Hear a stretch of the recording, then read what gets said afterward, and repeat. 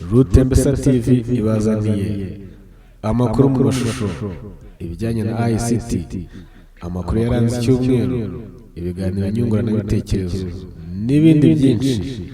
Ikaze kuri Rutembesa TV.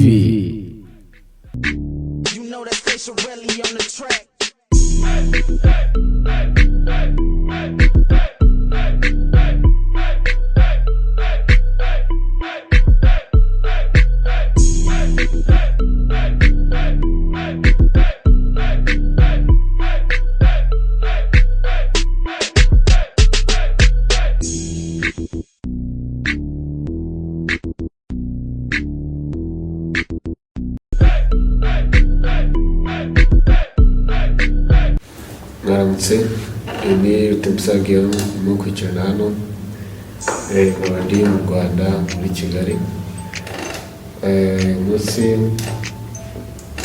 ikiganiro ngiye kubagezaho ni uko ubujura bwo kuri net bukorwa n'uko waburwanya. Uretse yuko muri kino cyumweru cyatangiye kuva ku itariki ya 29 Mata kugeza uyu mwaka, aribwo RDB yatangije icyumweru cy'ubukangurambaga, icyumweru cy'ubujyanama mu mutekano gukorwa kuri net cyangwa se Cyber Security Awareness. Muri make nkaba ngiye kubagezaho uburyo uko ubujura bwo kuri net bukorwa cyangwa se ubujura bwifashishijwe ikoranabuhanga n'uburyo kandi wabwirinda.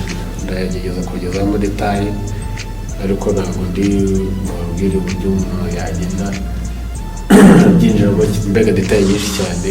Ndabwira uburyo abahaka bagerageza kubikora n'uburyo nawe wabyirinda. Muri iki kiganiro ndi bagezeho ko uburiganya bukorerwa ku ma account, uburyo umuntu yakwinjira muri account yawe kuri Facebook, Twitter, email cyangwa se account, uburyo abikoramo n'uburyo wabyirinda.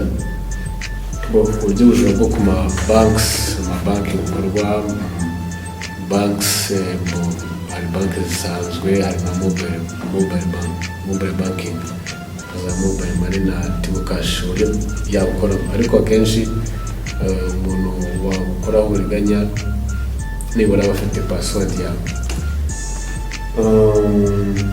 Icya gatatu ndibagezeho ni uburyo bwa privacy, uburyo wakwirinda gushyira ubuzima bwawe muri private hanze n'uburyo bigukoraho, cyane cyane nk'amafoto.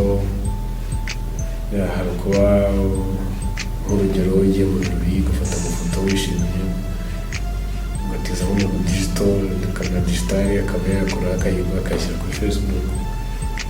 Muzaba benshi bwagiyeho mu Rwanda barahari. Uburyo cya kane ndi mubwire ni uburyo ubujura bukorwa kuri ATM n'uburyo wabwirinda. Akenshi ariko biterwa n'iyo karita ya ATM birumvikana wayitije umuntu ukamuha na password. Hari umunsi bigeze kubaho yitije umuntu amuha na password, yamubwiye kuretera amafaranga make, aretera menshi ahita amuyobya. Uburyo bwa gatanu ni visa cards, uburyo bw'ama visa card ntabwo ari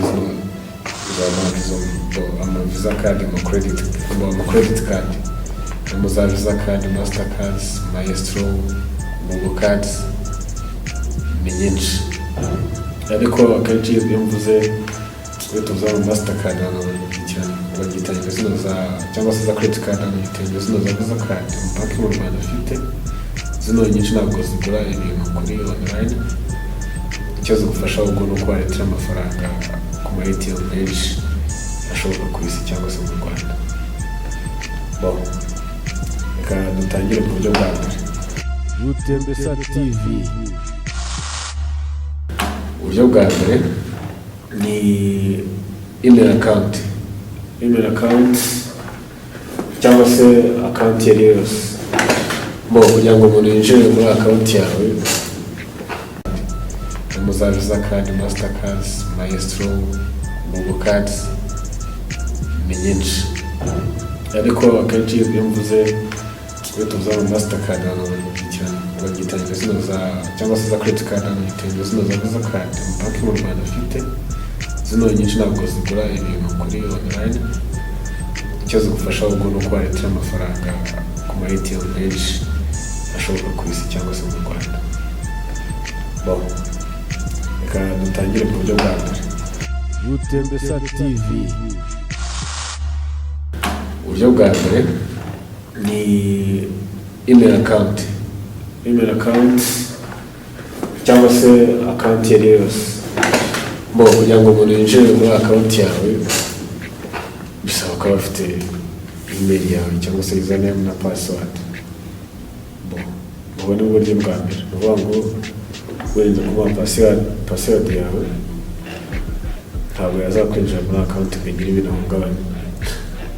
Ariko hakaba hari n'ubundi buryo bworoshye nanone yayinjiramo nk'umuntu umutije mashini yawe usanzwe ukoresha, ujyaho kuri za Yahoo, za Facebook, umutije mashini yawe usanzwe gukoresha, password yawe hari probability nyinshi z'uko zaba zisevinze muri browser, icyo gihe yayinjiramo birumvikana. Ubundi buryo bwo buragoye, nta n'uburyo wanabwirinda. Ni kuri ugenda ufunguza ama account mu website menshi atandukanye. Ubundi birabujijwe ko password za account zawe zose zisa. Gusa password ukoresha kuri Facebook, ukoresha kuri Twitter, ukoresha kuri Yahoo, ukoresha muri website runaka ufungujeho ijya hehe, kubera ko nyiri ya website password yawe ushyizemo abayibona, ashobora kuba yafata izane mu agatrayi kureba niba password yawe isa na password yawe ukoresha kuri email cyangwa se za social network za Facebook na za Twitter n'ibindi, akaba yayinjiramo akagira ibyangombwa. Ikindi birabujijwe gufata password yawe ngo uyigire yoroshye, uyigire nk'amagambo gusa, wenda gushyira password mu Rwanda muri Kigali benshi bafite izo password, cyangwa ngo 2 3 4 5 6. Izo ni password. Impamvu hari amasoft azicrackinga mu buryo bworoshye, amasoft umuntu download online akayashyira muri machine, password akayibona mu buryo bworoshye. Ikindi cya kane, gutiza umuntu machine ukoresha. Hari soft zestarwa muri machine ku buryo umuntu abona password zose bagiye gukoresha ko bagira ubwenge. Katujye ku cya kabiri, Rutembesa TV. amabanki asanzwe muzi ko ibintu bya online banking mu Rwanda bisigaye bikoreshwa cyane. Ni ukuvuga ngo ushobora nka Zipcard zino zo muri BK, ushobora kujya online kohereza amafaranga nta kintu kimwe ufite username na password. Umvikana ko abona za password zindi buryo ndavuze mbere, nako niyo yawe umutije mashini usanzwe ukoresha ushobora kuyibona. Tuvuge ukoresha online banking wenda muri BK n'urugero, mashini yawe niyo usanzwe ukoresha, uyitije umuntu gutyo utabyitayeho, ashobora kubona username zawe na password zawe, akaba yafite amafaranga kohereza kuri konti ashaka. Icyo birumvikana. Uburyo bundi hari mobile banking, hari za Tigo Cash, mobile money. Hariya naho umuntu azi kode yawe ukoresha ukamutiza na telefone, ushobora kumutiza wenda urimo gukina wenda ngari nimero cyangwa iki, ushobora gufata amafaranga akayohereza. Icyo gihe nta n'uburyo wajya kumurega, byaba bigaragara ko ari wowe wohereje, ntabwo byaba bigaragara ko ari wowe. Icyo gihe nabyo birabujijwe, bidakonseye gutiza umuntu telefone yawe, cyane cyane ukamuha na kode. Ushobora kumuha kode, ashobora no kwibona.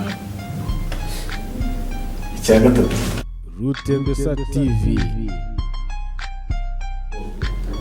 ibintu biri privacy, ubuzima prive bwawe,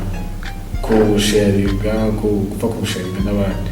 Mbogoza umuntu bigize kubaho mu Rwanda mu minsi ishize, icyo gihe yari minisitiri, abantu bajya kumusura, arabemerera gufata amafoto, babiri ijana digital, barangije basohokana ifoto.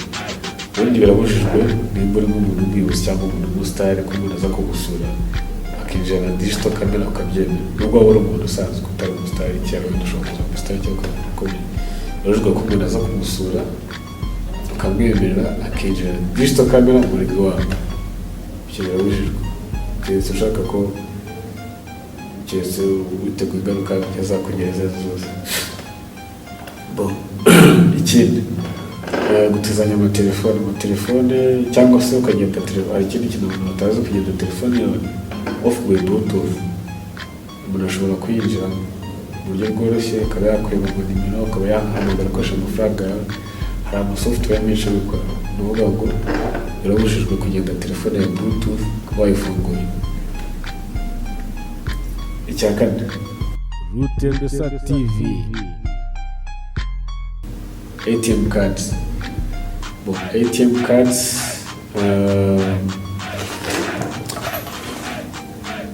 ni amakarita akoreshwa amakarita akoreshwa ubitsa amafaranga cyangwa yabikuza kuri zino mashini za ATM, automatic teller machine. Birabujijwe ko umuntu ubwira password yawe cyangwa kuvuga ngo ugiye kubikuza amafaranga ushaka ngo andi wese ubwira password zawe na ATM yawe. Kandi ikindi, hari ama ATM aratandukanye, uretse ko mu Rwanda harimo kugenda haza ama ATM mashya ayo bigoye gukoreraho uburiganya, hano bafite circuit integre, ariko hari ATM za mbere zifite magnetic bar, mbere zifite bar magnetic, ziyazo ziroroshye kuzipirata, no gufata ikintu ukagifotora ugashyira mu mashini ugafotora ukongera ukagisohora. Gusa haje icyashya, zino nshyashya zifite integre biragoye kuziga. Ikindi uburyo bwa gatanu no bwa nyuma ndibabwire, Rutembesa TV. ama visa card, ama visa card, ama credit card, ama zino za card zanjye zose z'umuntu akoresha online. Birabujijwe kuzuza amabanga ya credit card kuri platiye yose upfuye kubona, kubera ko nyiri website ashobora kubona amabanga mu buryo bworoshye, akaba yakora amafaranga ashaka kuri credit card yawe. Akaba ari ibyo bizagaho.